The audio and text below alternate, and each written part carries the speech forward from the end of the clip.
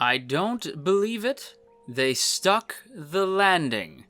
I am shocked. Also, I'm giving you a taste of what the autumn videos are going to look like. You're welcome. But with that said, hello everybody. Welcome back to the channel. Welcome back to our weekly My Hero Academia Season 5 discussion videos. The final Season 5 discussion video. Today we're going to be talking all about Episode 25, The High, Deep Blue Sky. But before we get into the video proper, quick reminder if you haven't done so yet to hit that subscribe button, ring the bell, set notifications to all, let all of AndyTube know that you're here, and without further ado, let's go ahead and jump right into this. If you can't tell, I'm in a good mood because, my God, they stuck the landing. I am shocked. I am like genuinely mystified right now. I am very happy. I'm very, very happy. They genuinely stuck the landing. Between All Might's powerlessness, Class 1A's bond, the hype up for next season, the fact that pretty much everything was pretty on point from what I remember in the manga, like this about these chapters in particular, they did a really good job. I'm genuinely surprised. I am a little annoyed that there's some very clear bias going on, because it's like, okay, so the villains get shat on, but Class 1A's friggin' like dinner gets shown in full. Okay, but still, like, don't get me wrong, I like Class 1A, right? So I'm okay with it. I want these chapters to be adapted properly. And this season, or rather this episode, did that. The season as a whole, not as much, but this episode, very, very good. I was very, very happy. Yeah, I don't really have any bad this week. In fact, I have none. I don't have any bad. There's no bad. I'm not splitting it up in good and bad. I usually split this season up into good stuff, bad stuff. I don't have any bad stuff. I genuinely enjoyed every part of this. This was really good. I'm sure some of you are like, finally, welcome back to the anime side, JoJo. Oh, you sweet summer children. You have no idea what's coming. You don't know. That's adorable. I get to be a manga fan. I never get to say that. Like, bruh, you don't know. You don't know what's coming. You have no earthly idea what is about to unfold before your very eyes. You have no idea. I cannot wait. I cannot wait for you to see what's going to happen next season. And you want to know how I know it's going to be good? Because this episode was adapted properly, had some cool ass camera shots, cool like fisheye lens type things with the dock and stuff like that, cool little moments between characters. I know now that, I was like, okay, this episode, do this episode for every chapter, because I'm going to be honest with you guys, you know how usually My Hero seasons are like, okay, we're going to split it up. We're going to do this arc and this arc. No time. No time. No time. Next arc is the biggest. I'm not going to tell you what it's about. I'm just going to tell you it's the biggest. The longest, biggest arc to date. So, yeah. I'm not saying like the entire season's going to be just this arc, but I'm heavily implying it. I'm heavily implying it. I feel as though you could very easily do this arc in like less than 25 episodes. Not easily, but you could cram it into less than 25, but I feel as though this upcoming arc is probably, season 6 is likely going to just be this arc coming up, which is really dope. Again, I wish I could tell you, but I can't. Just know that it is probably the hypest. My favorite arc of the entire series is still the Stain arc. I still just hold that up as like, because like it has one of my favorite characters as the focus, Ida, right? You get Stain, you get Monama's in it, and Monoma, if you didn't know, is my favorite because of course he is. If you want to know what my top 11 male characters and top 11 female characters are in anime, by the way, check out my Annie list. It's all right there. But yeah, like the fact that you get all these characters, like you get you get the stuff with the sports festival, but you also get the stuff with Stain, and I just think that season 2 just like brings it to such a degree that it's just my favorite season, and it has some of my favorite arcs in the show. That said, this upcoming arc it's like neck and neck. Like these two arcs, I can put them side by side, and even to an extent, I can acknowledge that this upcoming arc is the better arc. It's that good. I can't tell you why, And I refuse to. And there are going to be no manga spoilers in these videos, because I am going to continue making anime videos. Probably not going to continue making manga videos, because the manga videos don't do terribly well here on the channel. The anime videos do, though. So, yeah, there will be none. I want you to feel safe in knowing that I've made this channel for anime onlys, even though I am now reading the manga for My Hero, and I'm likely going to catch up on some other stuff too, guys, if I'm being completely honest. But, yeah, I just want you to know this is still going to be a safe spot for you to be an anime only. I am not going to spoil stuff for you, you know? I'm not going to spoil stuff. I'm going to hype stuff up, right? Like, I'm going to tell you this upcoming arc is the reason why people's opinions on MHA have turned in recent years. Like, that's all I'm going to say. If you've been like a diehard like me from the beginning, you remember people like chirping My Hero for a lot of it. This is when that stopped. That's all I'm going to say. But we got to talk about the episode itself. There is enough hype up for next season. I do got to talk about some stuff regarding next season in a bit. But for right now, I want to actually talk about All Might. All Might definitely has this air about him in this episode. I don't know if you can see it right away, because I could tell what was being referenced, and I'm sure a lot of people did as well. It is still like, okay, so the moment in question is, you don't look back at me anymore, and you don't have to, right? And that is twofold, right? There's two ways to view that scene, and I view it as both, right? The first is that All Might is a proud papa, very proud of his screamy, trying his absolute best boy, Deku, right? Just very proud of his son, his surrogate son, you know, like just very proud of Deku. And that's true, he is, right? Like he totally is. Like All Might is very, very proud of the hero that Deku has become, because that's who Deku is. He's a dang hero, right? Deku is my hero. Academia. But Deku is, he's definitely grown to be this really strong hero. And of course All Might's proud of him, right? But on the other hand, it's a bit bittersweet, right? All Might is definitely feeling as though he's being sort of left behind a bit. And that's understandable. He's been Small Might for a while now. You know, like he can't really buff up to All Might quite the same way with quite the same fervor as he once did, right? Like we've seen his final fight as the hero All Might. Now he's our boy Toshinori, right? Like now he's still All Might. He will always be All Might, right? That doesn't go away. But, you know, he can't do the heroics in quite the same way, right? He can't be out there on the field anymore. And I think it gets to him, right? Like we see him mention that he's beginning to feel powerless. That when he sees Class 1A evolving and growing, he wishes he could do more to help them than just sort of give them advice on the sidelines, you know?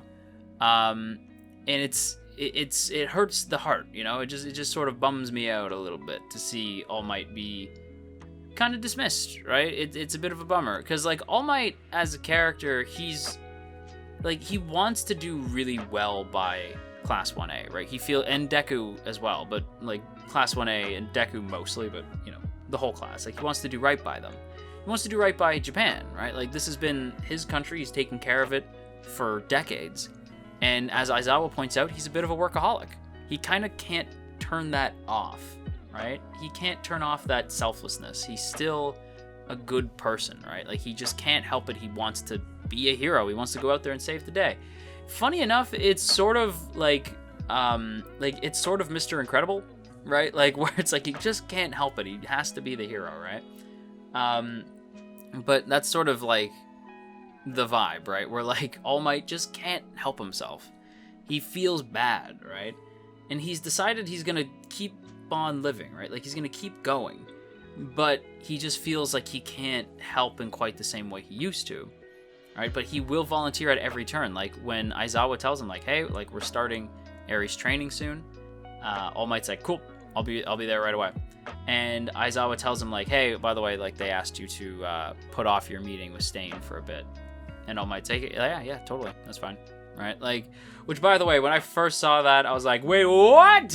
Like, Nani the hell? Yeah, like, because Stain and All Might, man, like, that meeting's got to happen at some point. So it's, like, seeing that, like, that moment definitely gave me the, like, what? But All Might, you know, like, it's this... it's like the hero's spirit doesn't die, right? Like the body is no longer willing, but the spirit is strong, right? And that's the difficult thing of being All Might. And when Night Eye tells him that, like, you have to keep going, like, just you being here is enough for these kids. Like, they may not always say it, they may not always show it, but they love you, man. Like, without you here, they wouldn't feel as confident as they do. So you have to keep fighting, you have to keep smiling. And that's when All Might thinks of Night Eye. And I'm not gonna lie, because that's another favorite arc of mine. Your boy got a little misty-eyed seeing it in anime form, because I was like, oh, no, I don't want to see my man Sir Night Eye right now. It's gonna make me sad. It's gonna make me sad. But, you know, because of that, All Might, you know, decides to keep going. You know, he's gonna dig down. He's gonna dig deep. Never give up. And this also does lead, well, it doesn't lead to, but this also is good to keep in mind, because don't forget, All Might also assembles info on the previous successors in the notebook, just like the ones that Deku has, by the way. I'm just gonna throw that out there, like sensei, like pupil. But yeah, so he basically has all the info on the past successors of One for All. So keep that in mind. Keep that in your dome piece, because this is going to be important. Also, at some of that information, I can't say what, but there's some information that Bakugo points out that is very, keep an eye on that. But yeah, it's basically, to me, it's definitely, it's starting to show that All Might is less of a mentor figure and more, like, not so much less of a mentor figure, but less of a active hero and more of a support class, right? Like, he's gone from being sort of like Batman to Alfred, right? Like, you know, he's gone to a support class at this point. Actually, you know, it's a lot like from going from Batgirl to Oracle, right? Because it was an injury that took him out, right? So it is kind of similar. But yeah, it's interesting. A lot of interesting things going on with All Might, and it's just worth, you know, keeping your eye on. Other stuff you may want to keep an eye on is Hawks. So Hawks is a character that I love. I love Hawks very much. I think Hawks is super cool, but Hawks absolutely had an oh no moment this week, when he realizes that, oh man, I may have waited too long, because now Shigaraki's just like, hey, I'm here, and I'm gonna tear shit up, right? And of course Hawks is like, that's bad. Oh, that's very bad. that's a not good. Oh no. Oh no. And he even says, like, Hawks, if you don't act exactly correct, like, if you don't perform this whole imposter thing perfectly, if you don't like absolutely nail this, Japan could fall. Like, the whole country, like, all of it could fall, right? And it's definitely, there's a lot of big oh crap moments in regards to Hawks. Like, that's being one of them, where Hawks realizes, oh man, I've gone way over my head. And the other is what Dobby finds in the duffel bag. Yes, he finds the body of Best Jeanist. So yeah, that's the thing, isn't it? Hawks, yeah, that's, and Dobby says, like, no matter who this is, you killed someone. And you can see Hawks' face is, like, sort of, he's trying to play it off like it doesn't bother him, but then when we see him in the present, like, it clearly bothers him. So yeah, man, like, rip, that sucks. But yeah, so it puts Hawks in this position where it's like, oh no, I am, in order to save the heroes, I must kill the heroes. But not quite like all the heroes, but you know what I mean, right? Where it's like, in order to be a double agent, you have to really convince them that you are a double agent, right? And that's a pretty good way to do it. That's a good way to do it. That's fine. I didn't love Best Jeanist or anything. It's fine. Anyway. But yeah, Hawks is definitely in deep, right? Because at this point he realizes, like, oh man, I am the last line, and he's banking on the heroes being able to figure out what's going on. And, like, in fairness, we do see that the heroes are shipping off on some expedition. And might I add, and we will talk about this next season, not just the heroes, but seemingly the students too. The students are planning to evacuate this city. That is scary, right? Like the fact that it's this big, this operation, you cannot forget how big this operation is. Like the Paranormal Liberation Front is huge. It is huge with a lot of big, heavy hitters on their side. Like, it is going to be scary if Hawks does not maneuver this just right. You know, it's going to be very tricky.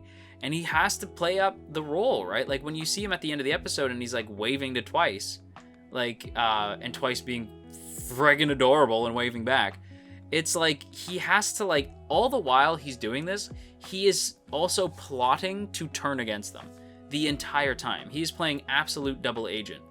I don't think it's a question as where his loyalties lie, but how far Hawks is willing to go, right?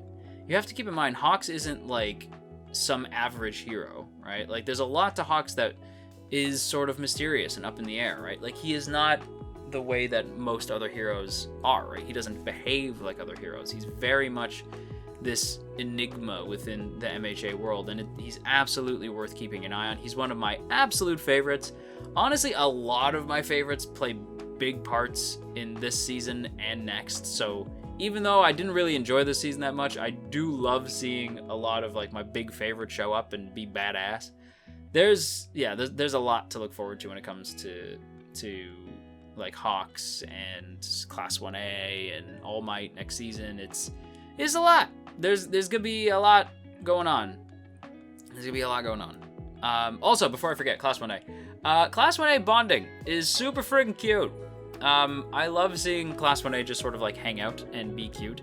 There is this moment where we jump back to the present, and this song plays. I don't know if anybody else heard it, and I'm about to swear, so if you're uncomfortable with swearing, like, heads up. But like, you know, if you're watching this with kids, maybe plug their ears for a sec. But the audio says like, "We are fucking superstars," but like they blurp like the effing. So it's like, wait, what? why did the music say that? So you can drop F-bombs, but you can't show gore? That's actually not true, though. I don't know if you guys saw, but there's a moment where we see Shiggy's arm, and we see battle damage. That's another big reason why I'm very, very, like, okay, I'm like, okay, I see you. You showed Shiggy's arm, because, yeah, Shiggy's arm gets messed up after the MVA arc, so it's like, okay, good. I'm glad we're showing that, because, like, yeah, Shiggy with battle damage, again, you guys know me. I am Captain Wump, and, yeah, that did that for me. That did it for me. I don't know about you guys, but I was like, oh yeah, like Shiggy looks badass, but he also looks like that arm is damaged. Like, he is really badly hurt, and they're showing it. And I'm like, oh, you're showing it. Okay, cool. But also, it's like, you dropped an F-bomb, but couldn't show a little more. Jeez, the things that are okay and not okay are hilarious to me. But yeah. Anyway, we're back to the present, and we see.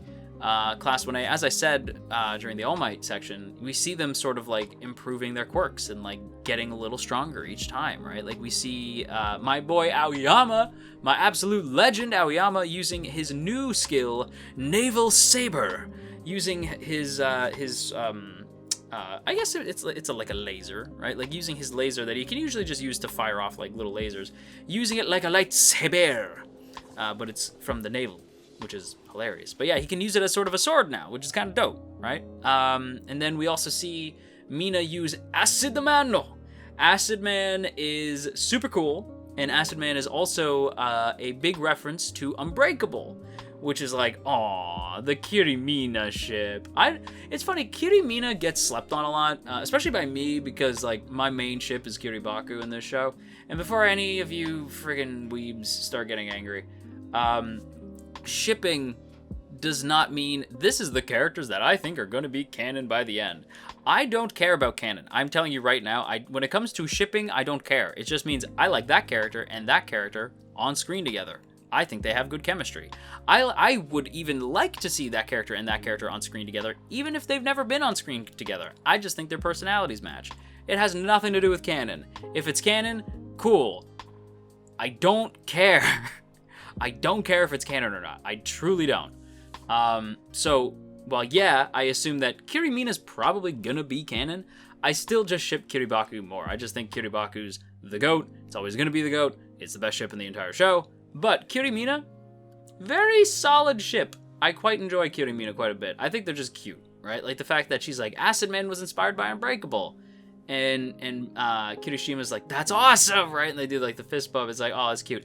And speaking of fist bumps, I'm sure I've been using the screenshot the entire time, but my god, it was glorious, and it needs to be shown again in all its HD glory. Yeah, the fist bump, the Deku Uraraka fist bump, the Ura Deku fist bump. Okay, so I have never been a big Uraraka Deku fan. I find this ship very bland and boring up until the big Class 1A versus Class 1B arc. Once that happened, once we get the scene with Black Whip, everything changed for me. Like, seeing, like, Uraraka jump out to try to save Deku really changed my opinion on the ship big time, but I still didn't, like, ship it. I was just, like, tolerant of it, because before I thought it was just a dumb ship, and if you shipped Ura Deku, I just thought you were super boring. Not gonna lie. So I didn't like it, and then that happened, and I was like, okay, I can see it now. You know, I forgive you. I still don't ship it, but I see it. And then the little fist bump. And I was like, never mind, it's cute as hell. Now I'm just like, now it's cute, right? Now I'm like, it's cute. I do think that, like, there's other ships for Deku and Uraraka that I just like more. But Ura Deku is good. Like that fist bump is cute as hell, right? It's hard not to like these two together, right? Like, I know it's basic, right? Like, the girl and the main character, and of course they're gonna, like, it's the typical, like, the female lead, the main male lead, like, of course, right? It's very bland, it's whatever, but dang it, it's just wholesome and cute, okay? Sometimes I just gotta have my wholesome and cute ship, and I don't want to hear about it, okay? So I ship it. I like this. But yeah, it's not my favorite ship in the show. It's still Kiribaku, but, you know, I like it. Actually, I lied. My favorite ship in the show is Aizawa and me. But yeah, anyway, yeah, it's good. Like, it's good seeing Class 1A sort of, like, show off how they've grown during their internships, but also that they're really united as a group. You know, that the group is really strong, and we see them sort of, like, have, like, a meal together at the end of the episode, and you get the Midoriya, the Ponzu, which is, like, one of my favorite moments from the manga, Midoriya. But seriously, Midoriya, the Ponzu, when Midoriya's trying to have this, like, yeah, everything's great, blah, blah, blah, and then Midoriya, stop your inner monologue, I need the Ponzu, though. It's one of my favorite moments. Friggin' Tokuyami's the man. But, yeah, they're almost second years. Only took 5 seasons. 5 seasons, and they're still first years. Isn't that crazy? But yeah, anyway. That's pretty much it. That's it for this season. It's been interesting. It's been an interesting ride. Overall, if you guys know, on my Annie list, I rate things out of 5 stars. This season is probably the weakest My Hero season since the first one. I put the first one at a 3-star, and I'd put this season at 3 stars as well. Like, it's okay, right? It's not bad. Like, if you ask me, like, if you're waiting to binge it and you ask me, like, how's the season? I'll be like, it's all right. You'll probably dig it, right? Like, it's all right. It's not like, it's not a 4-star, which is like, damn, that was really good, or a 5-star, which is like, that was amazing. It's okay. It's okay, right? Like, it's not great. It's just sort of like, it's okay. It made me read the manga. The manga's, like, amazing, by the way. But it was all right. It was an all right season. It was all right. It wasn't bad. It wasn't great. It was all right. It was pretty good. Pretty good. I'd say pretty good. Nah, I'd say all right. It was all right. It was pretty all right. I'm gonna go. And there you have it, everyone. That is this week's video, so I certainly hope you enjoyed. If you did, don't forget to boop that up snoot and share if you care. And of course, make sure to hit that subscribe button if you would like to see more content from yours truly. And before we go, as always, I have to give a big thank you to my wonderful masters who help support this endeavor either by joining us on Patreon or by hitting that join button right beside the sub button to join as a member of the channel. So I would like to thank this month's Masters of Masters, Izevi, Elizabeth Just Elizabeth, Jeremy P, Asaki VT, JCran23, Matt87 Eagle, Shiorans, Stephen G, and Tristan G. Thank you all so much for being especially generous this month. I sincerely appreciate it. A huge thank you once again goes to our masters, and as a reminder, if you would like to join our masters, then be sure to check out that first link in the description to check out our Patreon page, or you can check out the join button right beside the sub button to join as a member of the channel and get a nifty badge next to your name. Either way, it is sincerely appreciated. And with that said, it is time for me to end today's video, but before we go, as always, clean your room. It's filthy.